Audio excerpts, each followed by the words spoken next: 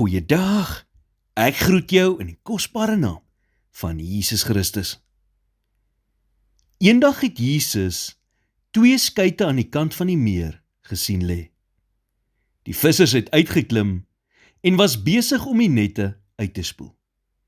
Jesus het toe in een van die skuite geklim, die een wat aan Simon behoort het, en hom gevra om 'n entjie van die oewer af weg te stoot.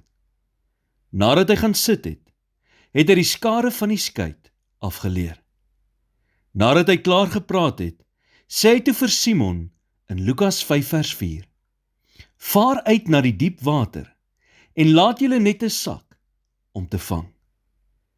Vers 5 en 6 sê, en Simon antwoord en sê vir hom, Meester, ons het die hele nag deur hard gewerk en niks gevang nie, maar op u woord sal ek die net laat sak. En toe hulle dit gedoen het hulle groot menigte visse ingesluit en hulle net wou skeer. Sit jy dalk vandag waar Petrus gesit het? Jou vooruitsigte lyk sleg en jou nette is leeg. Jy het alles moontlik probeer en jy is by 'n punt waar jy gereed is om op te gee. Dit gebeur soms dat 'n mens by 'n punt kom in jou lewe waar jy eenvoudig net ophou om enige iets goeds te verwag.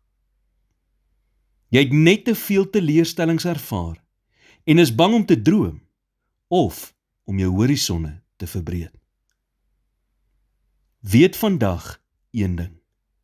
Jesus weet hoe hard jy probeer het. En vandag nooi hy jou uit om weer te probeer, maar hierdie keer saam met hom.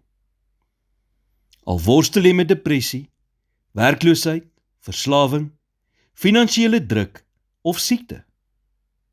Hy wil vandag aan boord kom van jou lewensbootjie. En as jy hom toelaat, sal hy net soos met Petrus vir jou wys wat om volgende te doen. Nou wat die Here op jou hart lê om te doen, mag dalk nie aanvanklik vir jou sin maak nie. Maar as jy bereid is om soos Petrus te reageer en vir hom te sê soos wat Petrus vir hom gesê het in vers 5, maar op u woord sal ek die net laat sak, is jy op die drempel van 'n wonderwerk. Nooi Jesus vandag aan boord en kyk hoe jou situasie verander. Here, ek het U bitter nodig. Vir so lank probeer ek op my eie roei en vandag is ek moeg.